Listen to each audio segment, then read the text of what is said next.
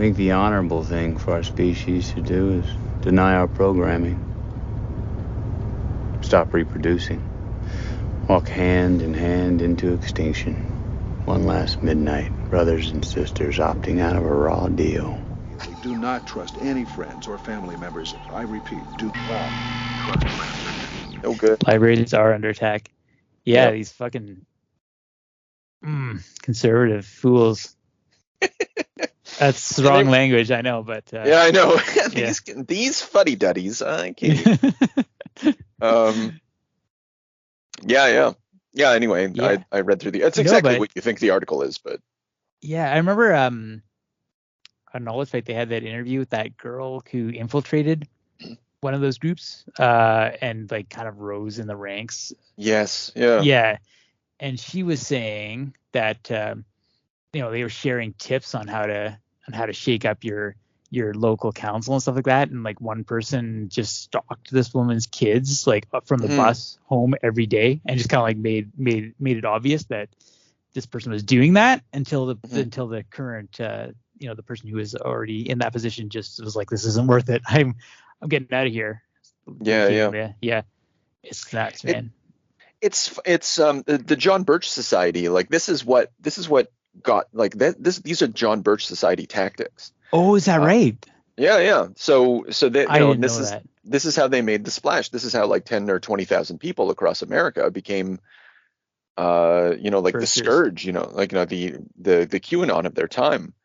And this is precisely what they would do. Then they would say explicitly, you have to do it at the local level. You got to focus on municipal politics, show up at your city, whatever, and it was a real, and your school boards, etc. And then it backfired the fuck out, like, because people got wise, saw what they were doing and kind of realized that they're a bunch of psychos. That's interesting. Yeah. It's just a cycle of American politics. Honestly, I keep connecting it back to like satanic panic too. Like everyone who's involved in this QAnon shit would have been like out of their mind, for like worried about satanic threats and the creeping threat of backwards messages in rock songs. Yeah, it just seems to. Yeah, I think I'm not sure if cyclical, but definitely patterned. Yeah.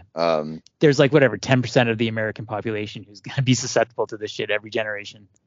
Yeah. You think you're past it, but it's just going to mutate into some new form. Yeah, I'm beginning to, I think we've talked about this in the past. Like I feel comfortable with that thesis.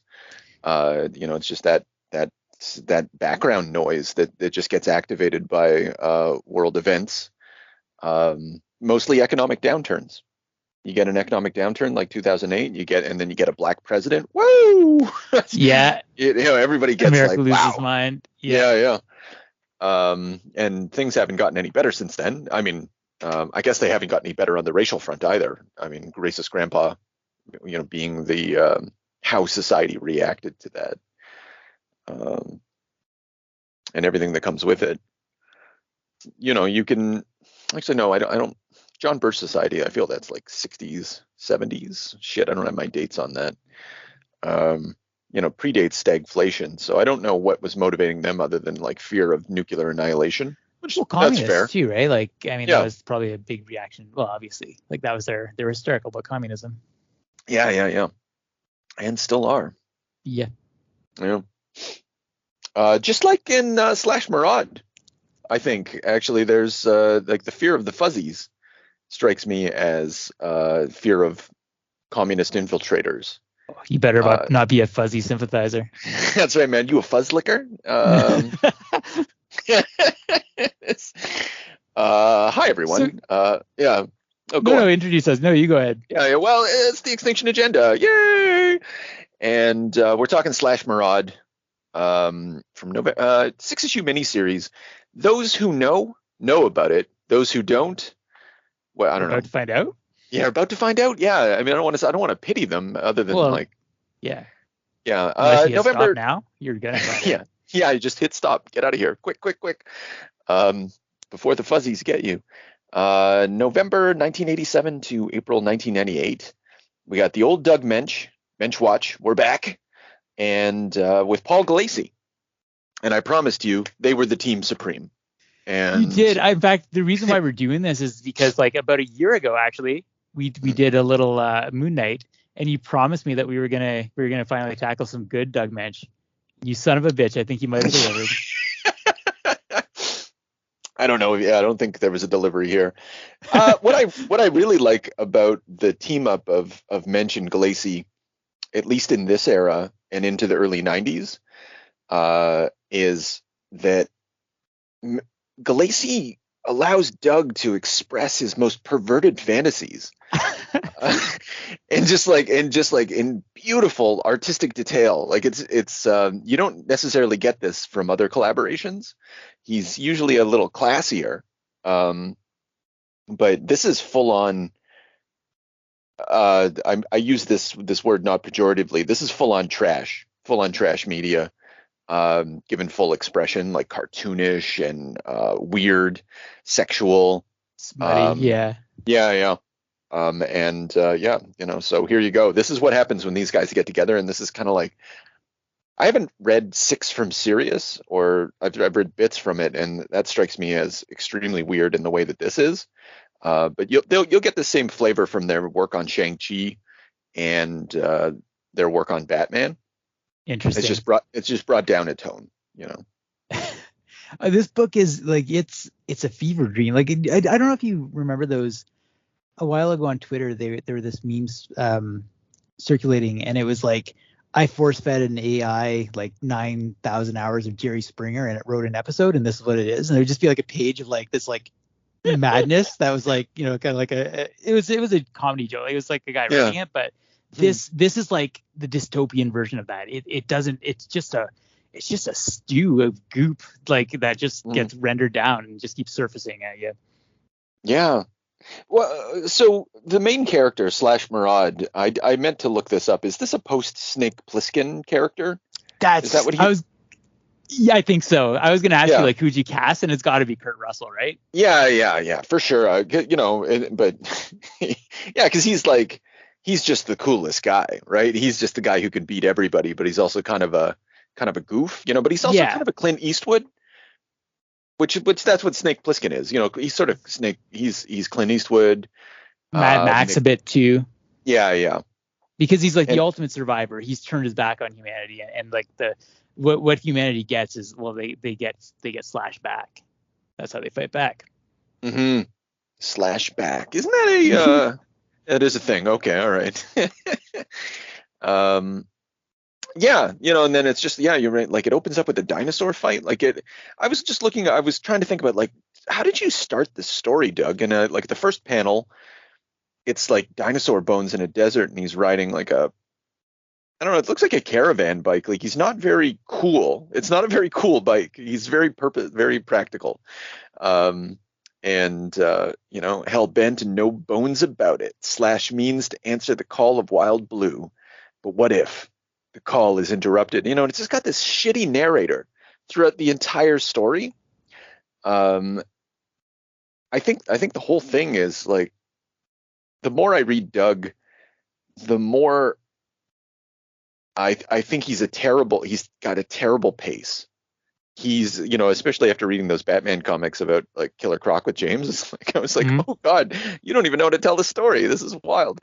And he insists on like multiple levels of narration, which don't really interact with each other and don't really add up to anything. I don't know if you agree with that. I absolutely agree with that. I was thinking like, there's so much. I love so much of the premise of this. Like, I really like a lot of it. It gets in its own way so much. Yeah, like, what the fuck? I don't even know what this book is about. And like, I know it's simple. It's like, it's a B movie.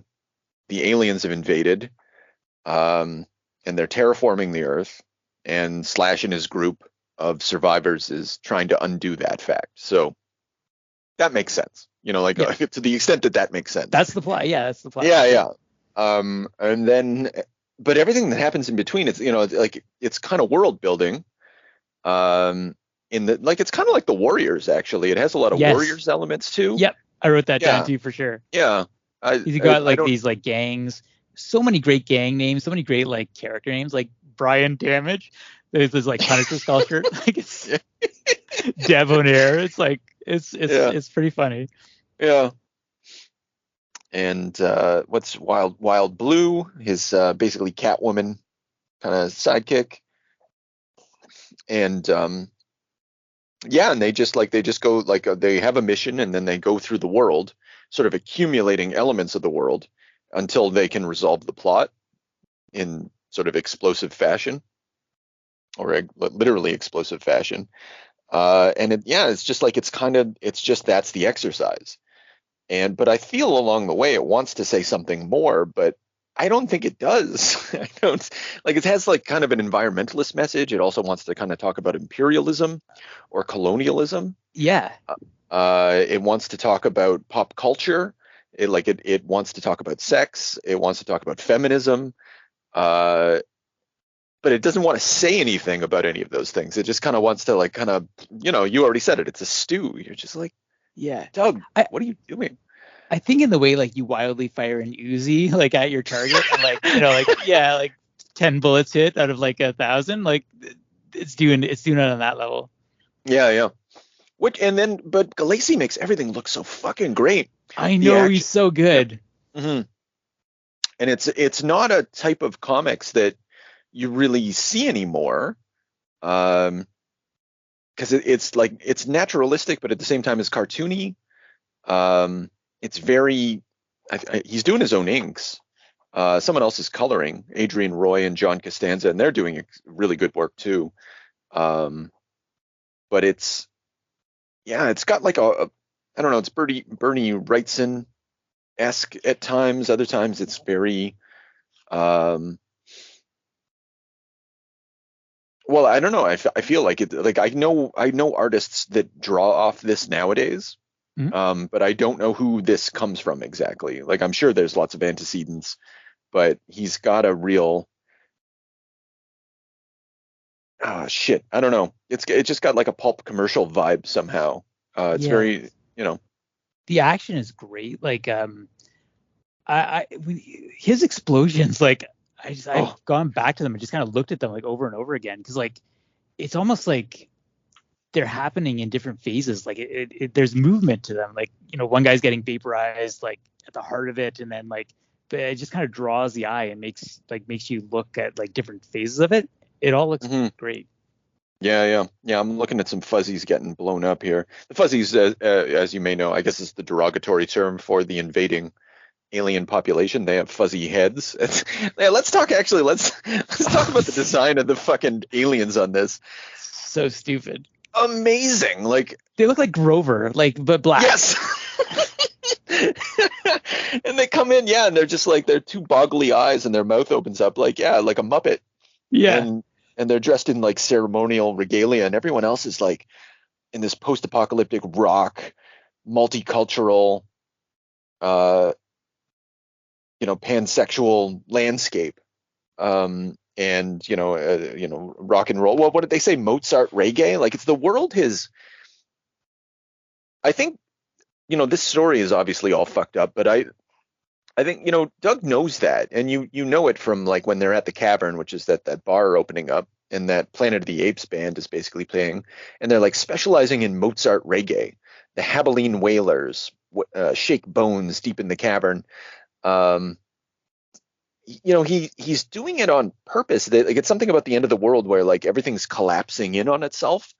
Yeah. The classics and modernity, primitivism, like humanity's broken down into little bits, and these little bits are fighting amongst each other, and explicitly the fuzzies guy, Sark, I think he says explicitly they've realized they can't do anything about us, so they've taken to fighting amongst themselves.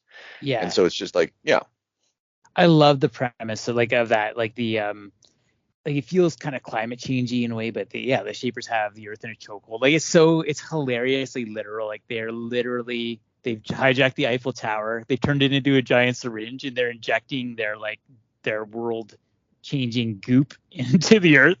They call it, Doug constantly makes the junkie metaphor. It's so dumb but great at the same time. And but the Earth is on the ropes, and everybody knows the end is coming. but it's happening slowly. So there's complacency, and people are collaborating with them and just kind of like, doing whatever they can to kind of have a position in the society. At the same time, they're terraforming the earth so that it's only going to be hospitable for the fuzzies. Mm-hmm.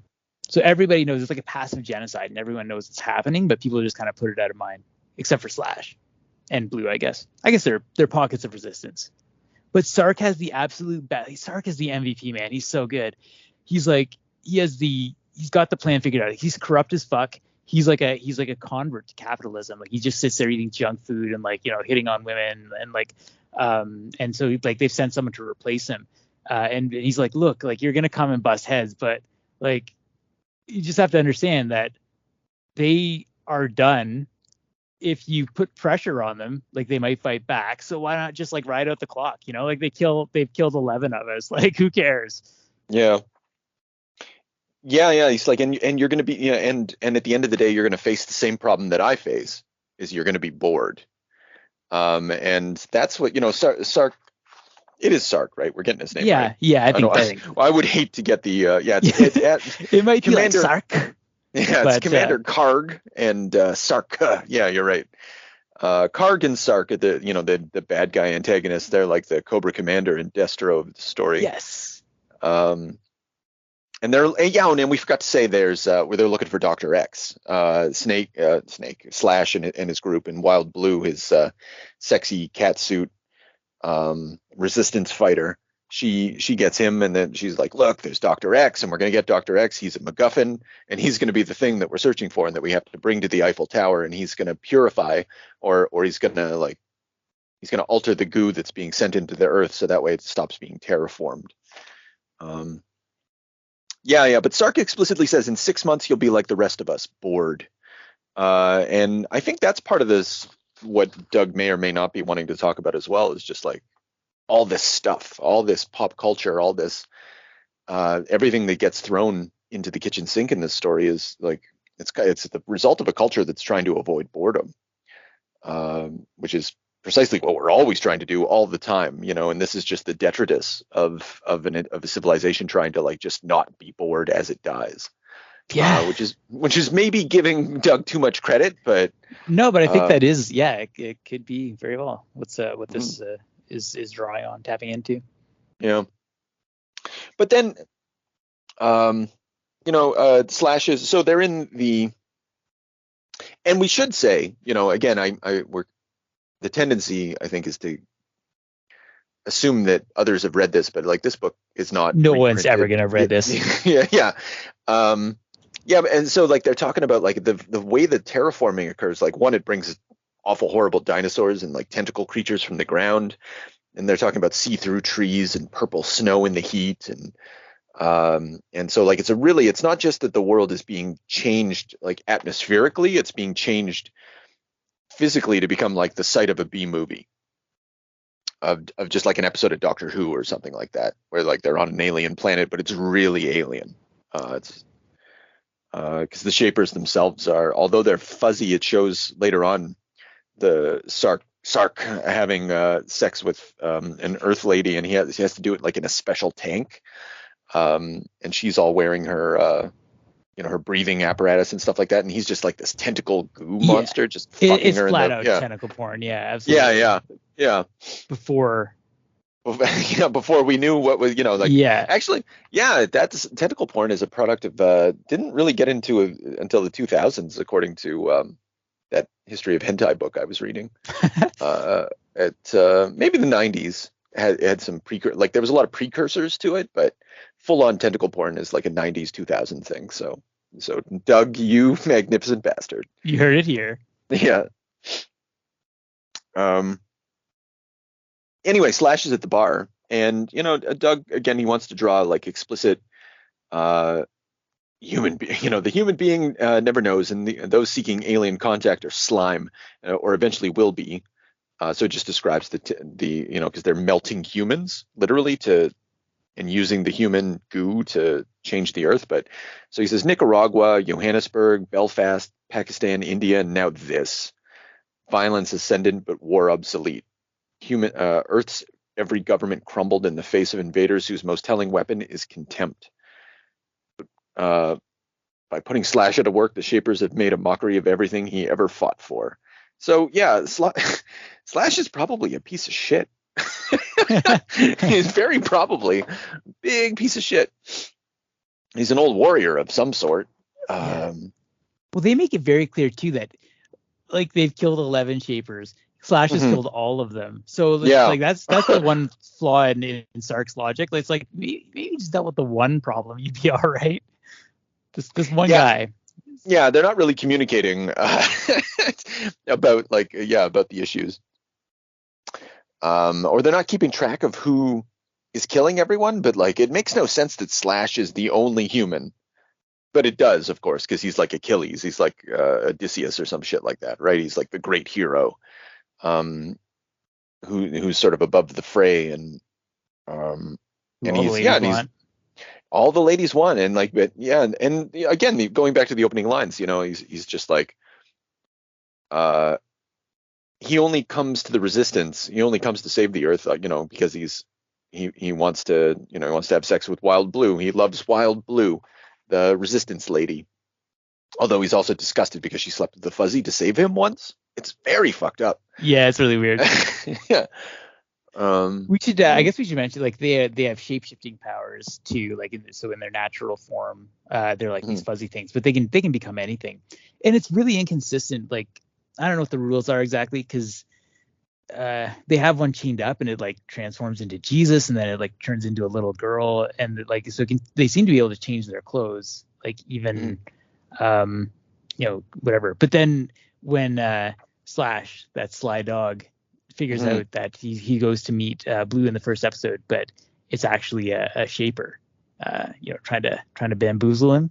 And when he like smashes a bottle over the Shaper's head, like the Shaper's got this wig on, like just it's sort of, that's what's missing. Like there's what I come to Doug for, like half-baked plots, like giant plot holes, like weird characterization. That was just a nice little taste of home there. Yeah. No, that's totally fair. And then also just absurd images, you know, and like, because then it's just Blue. It's the body of Blue in her really sexy catsuit thing, but it's got like the fuzzy Muppet head and the spiky hands. Yeah. And it's trying to reach in for a bottle, and it's just like this cartoon nightmare trying to get him. And then and then fuck, I love the action on this. You're so right. Like, I just love Doug. I don't love Doug. I love Paul Gulacy so much in this era. Like, and he doesn't do enough work. He's just fucking the best. Body goes out the window, cuts the lady free. And then then one of those explosions, man. So cool. And then a giant panda. Yeah, they unleashed the genetically modified panda. Yeah. And they're like, there's one of the things I was concerned about talking about this. I was like, where do you start? Like, how do you make sense of this? But like, I guess finally digging into it, I'm like, actually, it's pretty basic, and everything else is just like, everything else is just what the fuck. Yeah, there's like you know, like 10, 15 pages of action scenes, and then a bunch of weird connecting tissue in each issue, and yeah, that's pretty much summed that up. I don't know how Doug gets away with it. Like, he's really bad. He's like he's bad in the best way possible, but like and I'll always love him, but I'm just like, God damn it, you wrote Batman for how long? And I've read those, like some of those issues. Those are so weird. And I haven't read the ones that he did with Gulacy yet, though, so I'm gonna fucking check that out ASAP. Oh, I might join you on that if you ever want to do that. Well, I've done. Sorry, I should say, like, I've done like the miniseries that he did, Batman Prey, and which is choice. That's okay. You ever want to read that? We'll definitely do that. But he did, for sure. Prior to collaborating on this, they did 2 issues where it was like Paul and Doug's first foray into like normal Batman.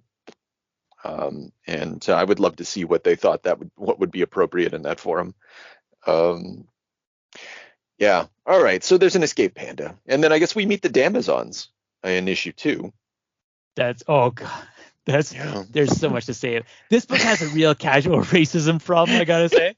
Oh yeah. Absolutely. Like Angela is their leader. She's like this. She's supposed to be like a blaxploitation send up, I guess. But like even like the dialect, like I wouldn't even want to like try to say to pronounce. Like I'd feel racist just trying to like enunciate the way that they do the dialect. Right. Well, this is from the guy who like gleefully did Shang-Chi, Master of Kung Fu. Point taken. Yeah, because like I listened to Doug in an interview. He was like, "Fuck, who said it?" I think he was like, Larry Hama was like, "Dude, this is racist." Larry Hama was like, "Good." Like, yeah. Like he was like he's an Asian American, and he was like, "Dude, you're gonna do Fu Manchu with this stuff," and Doug was like, "No." Yeah. He didn't say that about Maraud, but I mean, like, just. But he should, like, he very well could have. The one Asian character, like the Japanese samurai. For God's sakes. His name is literally like it's Brass Tacky, which is like, if you do with stereotypical accent, you know what he's going for. Oh, it's so horrible. And then and he's just his only role is to say, "I'm prepared to die." There's a line about how like there are thousands of Japanese are about to or are willing to commit seppuku basically in order to deny the Shapers their victory or something like that. Like right. That's what we're dealing with. That sort of stuff. Yeah, that's exactly it. And it's weird because like he doesn't have a Russian stereotype or anything like where drink vodka. Like he's very specific. Yeah, he's like very specific. He's like, I'm going to deal with the blacks and I'm going to deal with the Japanese. And you're like, no, Doug. Just step back. And I think too, I think that at the same time, this book is trying to be, broad-minded too. Like it is. There's a message of, diversity, tolerance. There's the same character, the Brass Tacky, turns out that he's gay. And then like there's a scene where they're just kind of like hooking up by these campfires as they have the resistance camp, and this Viking guy comes over and like gives them the look, and it's like thumbs up, like it's on, and it's not played for laughs or anything like that. Yeah, it's true. Despite the absurdity of the sentence of like Viking samurai hookup. Yeah, it's like there's a very casual, like even among the Damazons who are like this it's a women gang, I guess it's like kind of a caged heat kind of situation. Only like that. Yeah, and like the implication is like the leader Angela, she's just like nighttime is for play, because one of them was like, we was just playing, and the implication is like at nighttime we're gonna les out, because that's what this gang does. We're totally against men. We're just embracing women. We're just like and there's just like so much. I'm not even gonna call it subtext. There's just like explicit. It's just never really shown, other than a bunch of kissing. Yeah. But people are fucking all the time. Absolutely. They're so like they totally. It's funny how he constantly sets up that like they're the radical feminist gang, but every issue past that walks it back a little bit more. Like, some men are okay. We just don't like what men are now. But they all, except for there's one like token lesbian character, but like all the other ones just like end up hooking up with as these male heroes prove themselves. Yes. Yeah. They kind of fall. Yeah. Fall for it. That's exactly it. Yeah. Because it's just like feminism in this universe is really just, well, one, it's kind of a survival tactic because there's the gangs and the end of the world and shit like that, and it's this exploitation universe. But yeah, it's just like the only reason they're doing this is because they've just decided like, we're going to be like these personifications of just like the imagination of feminism in the late 70s. But what these real women really need is just a real man, right? I think that once they prove that they're upright dudes who like look after their fathers and like are self-sacrificing and noble, then then we can talk. Then we can get back to the proper order of things. Heteronormativity. Yeah. And even like Angela's like really casual about like, because they need there's like this greaser gang, like this whole there's like basically warrior gangs who like fight each other instead of fighting the enemy, and so Slash has to like go in there and like beat up their leader and like, you know, force them to acknowledge his authority. But like as an added little bonus for the this James Dean guy is like their main leader. You know, Angela's like, yo, like just go over there, tell him, you know, make him think that you like him. And she's like totally willing to sell out her sister, you know, like for to get these tough guys on their side. Yeah, they do. Yeah, it is like the next night. It's like, oh, you know, we were just like tricking you, right? But you know, it's just like, yeah, it's really inconsistent with the premise. Yeah, and I'm looking at that, like the really pointless guy and his wife in the log cabin. Right. Where like she's dressed like Cleopatra and she's like, oh, now that I'm in the mood, and he's like, I have to go hunting, and he puts on his fucking coonskin cap. Yeah. And you're like, and like the only reason they exist is just to talk about the different types of gangs and weirdos that are out in the forest. Exactly. Yeah. And there's like a it. serial killer gang out there, and that's how they run afoul of them. Yeah, yeah. And then you know, he rhymes them all off, and then she's like, oh, my Romeo. And yeah, they just do all these, like, I guess ancient Rome, or I guess classical up to Shakespeare cosplay in their little log cabin, just surviving until the end of the world. And yeah, but then so they rhyme off all the, what are they? It was like Shapers, Burger. Wait, well, they rhyme them off somewhere. Anyway, I'm not going to find it. But anyway, they find one more. Oh yeah, the Necroids and Zen Hogs and Cargo Corsairs. Oh god. Xenos and Rovers and King Koalas and Bulldogs and Pandas stumbling out of a Shaper DNA garbage dump. And then later on he comes through the door and he's got arrows through his back and he's like, one more for the list. And it's who are these? These are the serial killers. What are they called again? I honestly can't remember what their name was. Yeah. We are family. Remember the Bates maybe Hotel? They are the family. Yeah, all right. Yeah, but they're like, yeah, like they're in their base. They've got like, you know, the Ed Gein like skin lamps and shit like that. Like it's pretty out there. Yeah. And it's just like what if I don't know, not just horror movie fans, but also like what if horror movies could be a gang? I guess horror movie fans who are also murderers. And they just, yeah. Anyway, getting back to the sex thing. It's like a family because like their leader like dresses like Lizzie Borden. Yeah, and they're like they talk about Mrs. Bates, you know, like everybody's dressed like, and then they meet Leatherhead at the end essentially with the chainsaw. Yeah, and the reason, you know, it's like each thing is like a gang encounter, and this one's because Dr. X is they've captured him and they're planning to torture him. Right.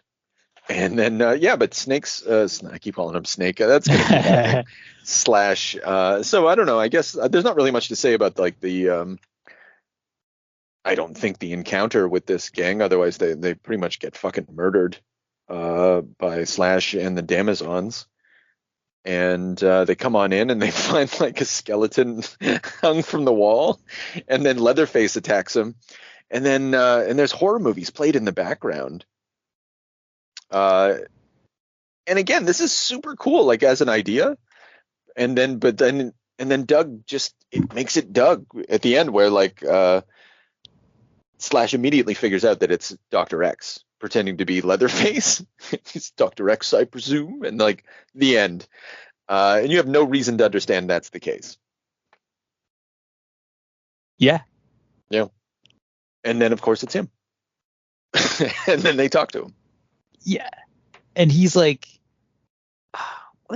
he's the scientist who invented all of the goo, the terraforming technology, but he also didn't realize that Earth was inhabited, which is, I don't know. Well, there's your like Menchian plot hole, because you know the whole technology depends on rendering like living organisms down into their basic DNA, like in the most hilariously literal way. When there's in the fourth issue, there's like this panel where like they actually have humans like jumping off a diving board into this like pool of goop, and they're naked, and like just this guy's like turning to his friend like, oh, nice knowing you, Bob. No, it's weird. This is Goodbye, Campbell. Yeah, nice knowing you, Heinz. It's their corporate. They're like, but it's Campbell and Heinz. Like it's corporations. Oh shit! I did not Yeah, realize that. yeah. Like it's soups and beans and stuff like that. I'm like, why are you doing that, Doug? What the fuck does that mean? Yeah. I guess there is kind of like maybe like just sort of like gag kind of quality to some, to the way that they've approached it, but.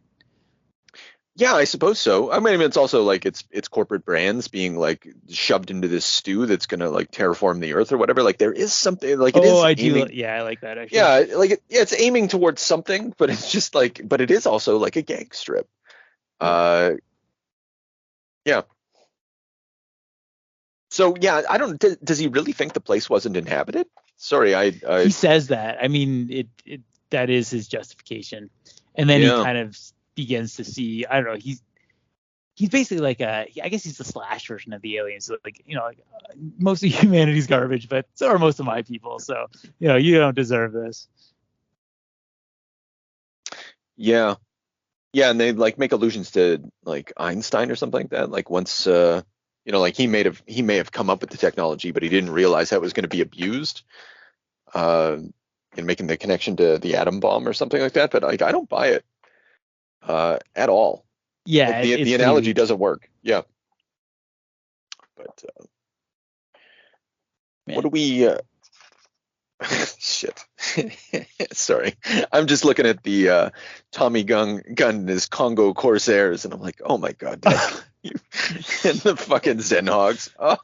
Yeah, but again, another one of those moments where like they kind of call out what's his name, Rex Rumble. He's the James Dean greaser, and he's just talking about the things that I need, and then Tommy Gunn gives him shit about everything that you think you need, like all the sort of like your hero just took from my people sort of thing. No, it's true. Yeah. Yeah. So he's kind of calling out his privilege, like where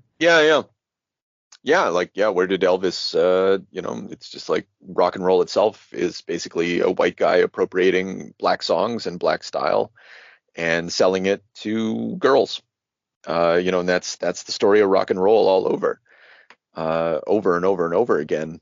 And that's Doug knows that, but he doesn't care. No, I guess that's like, ultimately it. Yeah, like he'll bring it up, but he's like, it's so choice. We're just gonna do this. The best part of these issues is still Sark's slow disintegration, like where he's just like kind of plotting his revenge, and like his girlfriend's like not. She's like, you're like a human now. He's like, dude, never mind, woman, pass me the burritos. I have things to do.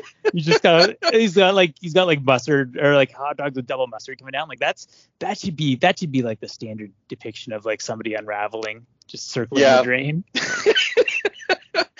And it's good. You're remember your place, human. You knew,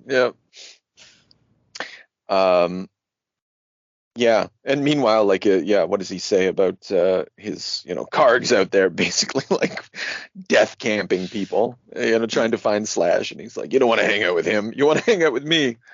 Yeah, Karg's busting heads. It's backfiring because like now people are motivated to fight against them, and he knew he knew what he was doing. Yeah, why not ride it out, man? Put on Chuck Berry or the boss and pass me those Fritos and Twinkies. Man, if I ever divorce, that's gonna be my Tinder profile. Absolutely, man. Let's put that on t-shirts. Yeah, just put on the boss, pass me the Twinkies.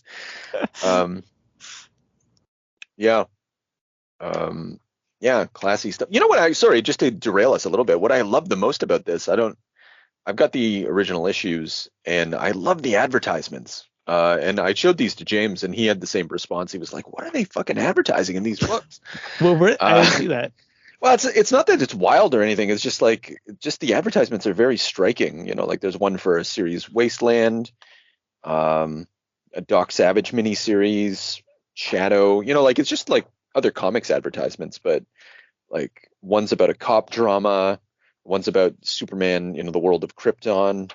They're very stylish and very striking, and I love how they're they show on the like how they're reproduced on this old paper, Cool. the way they used to print it prior to computer coloring or whatever. Yeah, it just looks great. And, I mean, everything looks great, but it's nice when the advertisements don't look shitty too. Yeah. Anyway, it's fitting for a book like this, but yeah, so much commercialism just jammed in there. We got to talk about the train scene is great. Issue 4, I was like, oh my god, Issue 4 is amazing. Just fucking balls to the wall, weird, so weird. I loved it. Same here. That was a turning point in the series for me. Absolutely, and so it opened. So True Blue, like, I guess it opens up with a bunch of explosions because they're escaping the city or whatever. And then they figure out that Dr. X has been stolen and replaced by a Fuzzy for no good reason. That, like, it's just to keep things going. So he's a true MacGuffin. And then True Blue just basically engages in some sort of like sex act with the Fuzzy as part of the interrogation. That's right. And then grabs his fuzzy cock and how could you humans? No. Yeah. It's like she rips open his shirt and it's like basically like where his nipple would be, I guess, and she's just like putting her lips to it, licking it, and he's just. Then she like, I guess she gets it to extend, and then she's threatening it with like a push pin. Oh my goodness, you're right. Yeah, like a nail on the ground. She just grabs a fucking nail. And then Slash, of course, is feeling like, oh, I'm diminished by this event, because my woman is engaged in yet another sex act with a Fuzzy for my needs. Exactly. What a fucking prick. Yeah. Yeah. This is insane. Yeah. Yeah, and the guys on the train, like, this is when it's at its most cartoonish. So, like, this is when we see the Hines and Campbell guys jump into the soup. Which, now that I said that out loud, that's of course why it's Hines and Campbell. Yes. It's a soup. And then Slash and Blue break up because you did it again. There's Nicaragua. And then here's the hookup. Actually, no, it's not the hookup with the... or maybe it is later on. It's going to be the hookup between the Asian guy and the fucking Norse dude that shows up. Yeah, hi. And he just sits down. And there's a little smirk, Yeah. Just like all the weirdest things you could possibly want. And then the guys on the train. Holy fuck. What are they called? The Dementias? The Nulloids. They're the Nulloids, of course. Yeah. And they're just... Even their train is a cartoon. Yeah. This is like if meth turned you into a cartoon hillbilly. Yeah. That's what's going on here. In gumball form, like it's explicitly taken from gumballs, like gumball machines too. Yeah, so they have like rows and rows of gumballs, and they've invented this drug to, it basically makes people work harder, like just like it shuts them down to like base functions, and the guy's like throwing coal into the furnace of this train while another guy's like shoveling gumballs into his mouth. He's like, woo, woo. Fuel, more. Yeah. And then, and they like, and their faces are distending, like they're just turning into like, over time, it at first it turns you into kind of like a hapless cartoon figure, and then it turns you into kind of like a monster figure who's also a cartoon. It's like almost like Crossed or some shit, like, Yeah. Yeah. And then, so they got the perfect system for like exploiting human labor just by feeding them these drugs. And this is the train that like carry, I guess it's like carry people to carry shipments of humans. Mm-hmm. Oh, so it's fuel on top of fuel on top of fuel. Wow. Wow. So many layers. It's Acme. And it's got Dr. X on it. That's why they're going through this fucking nonsense, because like Dr. X got stolen from them, and so like she sexually assaulted that guy for knowledge, and now they're going to go to this train to deal with the nulloids and get Dr. X back, and he's with all these intellectuals. You get the sense that like there's all these like New York intellectuals, these names that we're not supposed to like. I don't recognize them, but they know each other. Dr. X is in there, and like she seems to be the one with the stripes, but why would she intimate that Henry's a tiger, even metaphorically. Rescue? And then, yeah, I don't know. And they say their names later. So I don't know. I just don't get the reference, but it seems to be like a bunch of fucking useless intellectuals that they're next up in the stew that's going to be used against the earth, which is kind of a damning indictment, perhaps, by Doug on Doug's part. Yeah. But this is just good comics though. Like this whole train scene, it's really taut. It's action packed. Like the action flows. It's great. And expectations are flouted as well, because like I'm looking at the page, the only reason I saw the intellectuals talking, because I wanted to find the page where that guy gets thrown into a post and like a cartoon idiot, he's like, and he's all straight. And then they decided to use real estate to do that gag. And I was like, that's commitment. That's awesome. Like, why not? Because they're on this train where creatures are turned to cartoons. So why not? You can dispatch them like cartoons. And I really liked the mashing of those two, because the next image is like someone getting a knife right to the fucking brain. Like, ah! Exactly. Yeah. It's like that reintroduction of like brutal violence. And, yeah. Yeah, it's neat. Mm-hmm. Yeah. Yeah, that's very tempting. Sorry, I was just going to say, it's very tempting to say that about the whole story. It's neat. Go on. Oh, I was going to say, then you get the lunatic scene where the Angela and the Rex Rumble guy, like they just like find this. I guess the gumballs explode and like fall into the cars. They just pop them into their mouth, and so they're like going through the transformation. Yeah, and they get a little more cartoony, and they're talking fast with those hyphens in between all, hammer that pedal, babe. This is going to be a wild ride. And the implication is just like, they've done this in the past. Every once in a while, they've just done some meth. Probably true, yeah. Yeah, because they're all like, gumballs, orange or purple sugar, stupid question. She thinks it's not their first time. It's even like, I really want to like props to Costanza, the letterer, because there's like a lot of, I'm just looking at his really like gumballs. It's not even like a word, like it's like a sound effect. I didn't even notice that before. It's like it has the same sort of ontological status as like da da da da da, and while they're fucking freaking out, it just says gumball.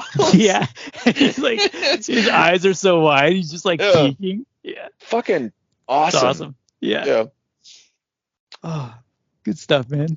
Yeah. If nothing else, this comic is worth it for issue 4. Yeah. Yeah. And then throughout all of it, somehow Slash manages to make out with Debonair, another one of the Damazons who just weakest to masculine charms. They're like at the campfire. She's like, I don't know if all men are good, but man, oh man, she's just staring at Slash. Yeah, she's hooked. Yeah. And then Blue sees it and she's sad. So like even throughout all of this, like Doug's making sure to include romance. It's like a Spielberg kind of thing. Like everything's wild, and then there's a time for a kiss, and then Rex is still trying to get with Angela, and she's obviously like pushing him off. They're fucking whacked out of their minds right now. But throughout the whole series, he's trying to win her over, and Doug makes a point, even when it makes no sense, to incorporate those elements, like just to keep the emotional core, such as it is. Yeah, there's an arc. There's an arc of he's embiggened throughout the whole story. Yeah, Doug, you're a hack supreme, man. You're you just keep the train going, man. You're a nulloid. So true. Yeah. Yeah, and then they get Dr. X. It's kind of I love how the stakes are so shitty at each time. Yeah, it's like it always comes down to that. Yeah, and then they got that. Now they can move on to issue 5. And it's actually kind of a letdown from there on out. Yeah, although the plot points are all pretty formulaic. Yeah, issue 4 is definitely the high point. They fight a Nazi gang in New York, but Oh, that's one thing I wanted to like getting back to what Doug's I wasn't going to say shitty politics, but let's say like his politics. the good guys made a base in the fallen Statue of Liberty, and they show up, and everybody's gone, and then like that's where they encounter the Nazis. It's just like a really ham-fisted Yes. idea, like that liberty has fallen, and in the belly of fallen liberty is fascism. And actually, you know what? That's probably true. That's nonetheless, it's everything's just at a fever pitch, and there's really no room for it, and none needed, obviously, for nuance or anything like that. But and Liberty's like broken open, like in there's that line, her heart is scoured by sunlight pouring through the holes in Liberty's back. Like, it's very very shot in the obvious. back, man. Yeah. Oh, just like actually that's like the stabbed in the back theory of World War I, which contributed to World War II. The idea that the Germans didn't actually win, didn't actually lose. It was just an elaborate hoax. I've never heard enemies. That. Oh yeah, man, that's a thing, man. Doug talked about that all the time. No, Hitler and everybody else. I see. Okay. Yeah. Huh. Yeah, man, the big lie. No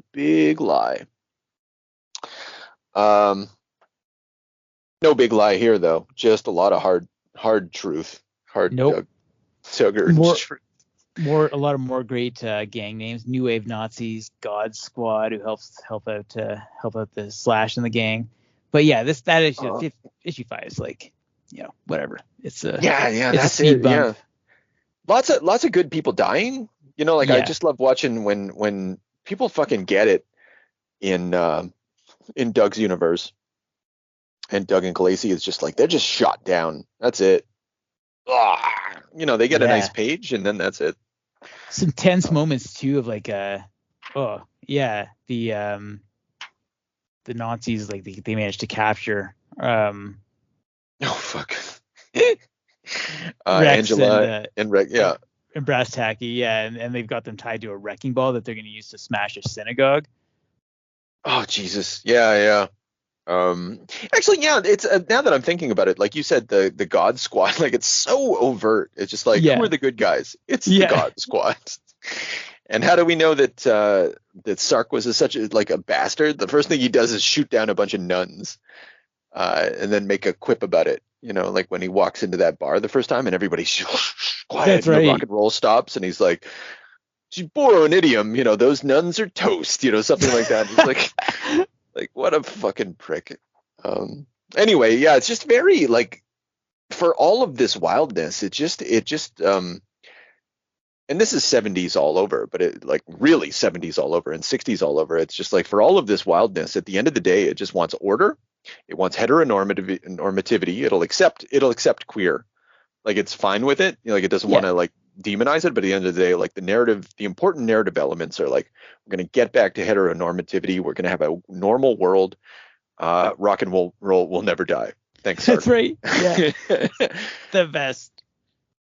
Yeah, because Sark's like the big hero, man. He steals a ship. He gets his ass over to Paris, and he's the guy who gets them into the dome so they can inject the antidote that Dr. X provides. Mm-hmm. From his pussy hand. He's just kind of like, he's all fat, chugging a beer. The guards are all dead human. The injection pump is all yours. Just walks away. Yeah. And then you think that's the last of him, and like, but it doesn't. Like, it's so incompetent. Because he does that, and then he disappears, and then like you have no reason to think he's going to come back and do anything else. No. And there's no narrative tension or stakes attached to him coming back, but nonetheless he comes back, disguised as True Blue to try and kill Karg, and I don't know, does he even manage to do that? No, like he ends up just getting shot, and then Slash takes care of him, right? That's right, exactly. Yeah, so he provides a good distraction. Yeah. And then they have a little post-mortem of the Blue's like, oh, I guess we converted 2 of them. Mm-hmm. He's like, no, Sark did it for his own reasons. He wanted to nail Karsh. But he does, he gets, and as Slash kneels over his dying body, he's like, go to hell, human. And his last words, rock and roll will never die. Yeah. So good. Yeah. I don't care. Yeah. He can have a Viking funeral in my world. Fucking right, man. Yeah, you're like this. He didn't start the war. He was, he's a good guy essentially. Come on.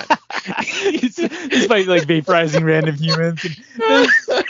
Shot a bunch of nuns. Who gives a fuck? Yeah. Right? And in issue 6, he was like, oh, I wanted to kill my girlfriend. She like something random takes her out, like a collapsing building. He's like, no, I was just about to kill her.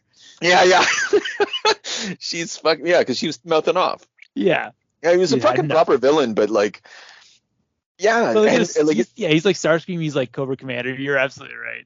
Yeah, and yet like he's driven by jealousy, and the desire to maintain, like, he's like, this Earth, like this place where I had burritos and weird sex with humans and just like ate a bunch of Twinkies and listened to the boss, man. This was it. I've been across the universe and this is where it happens. Yeah. Capitalism is our greatest form of defense. There you go. Yeah, absolutely. Yeah. Thanks, Doug. It's a virus that infects other cultures and fucking subsumes it. Yeah, man. Oh man, sadly, I wonder. Probably not, just due to translation issues. But let's hope aliens show up and they're like, oh, I do like Coke. Oh, I really do like, IKEA, and then they're just like, oh, great. Yeah, you want consistency on your home worlds. You like some IKEAs and some McDonald's on your home planet. Well, that's probably what's driving them. They're just like, it doesn't make any sense. There's no order. I somehow invented time travel, or it's like interdimensional or interplanetary travel. But nothing's familiar. Nothing. Everything's varying quality. Yeah. So man. I don't know. Anything else on Slash Maraud? I think we just got to talk a little bit about the romance wrap-ups. Yes, of course. Yeah. That's. Oh, go on. Yeah. I genuinely did like how with Slash and Blue, like, she's like, how long do you figure it's gonna last with Debonair? It's like, probably 3 months or tops on my end before I screw it up. And then so they like make a date like based on that prediction. That was kind of fun. It is, but at the same time, it's just like Slash he just gets what he wants. Like the girl's just like, oh, how long do you want me to wait? Well, you fuck that other chick, even though I saved you and stuff. Exactly. He's like, oh, I'm gonna need about 3 months, and she's like, okay, I'll meet you in Paris, and you're like, oh, Paris God. in the springtime. Yeah. It's like, yeah. And she's looking at us, I guess, and it's like, I'm sorry that you've chosen this route, Baloo, but like, who wouldn't, right? And he's Slash. Like, he was the only guy who was ever doing anything except for her. The fucking world, exactly. Yeah. It's a regular Adam and Eve. Yeah. So, I don't. Do we want to kick into guilty or innocent? Or, I think we definitely have to. Yeah. All right. Well, guilty. Slash Maraud, guilty or innocent. Whew. I guess I'll go first. Yeah. Well, okay. Well, first we have Doug Moench. He's a frequent offender. And as with all of his work, this book is guilty. But I think we can recommend leniency as long as he keeps working, as long as he's placed in the care of Paul Gulacy. I think Paul Gulacy is kind of like, you ever watch Kitchen Nightmares? No, I know what the premise is though. Okay, yeah. So like you can have these like chefs who are total fuck ups who like scrape mold up their fridges and shit like that on a regular basis and like whatever, like serve it to their customers. But with Gordon Ramsay standing there like screaming at them like, let's bake this all the way, asshole, you're gonna kill someone. They can do a good job for a night. And that's Doug Moench. That's Slash Maraud. Holy fuck, man. Yeah. Shit. Okay. So wait a minute. Did you say they're innocent? What? Like No. They're guilty, but leniency. Yeah, Right. Yeah. Okay. Well, Gulacy's gonna vouch for him. Yeah. I think Gulacy is the only. So I'll say innocent as well, and I think it's also because of the testimony of Gulacy. We heard what he had to say about Doug's drug use and perversions and everything that he did to like You know, Doug's been trying to turn his life around, and that's a mitigating factor in this circumstance. And he's got a sponsor in the form of. I like how Paul Gulacy is the responsible individual here when he absolutely isn't. You know, like he's responsible, all right. He's responsible for this fucking train wreck. He's the enabler. Yeah. So honestly, I'm going to change my, mid-sentence, Your Honor, I'm going to change this to guilty and then put Paul Gulacy in there with him. And these guys can fuck around in prison, and that's where they belong. So that's what I have to say about that. Case closed. Now, all we need is a little energon and a lot of luck.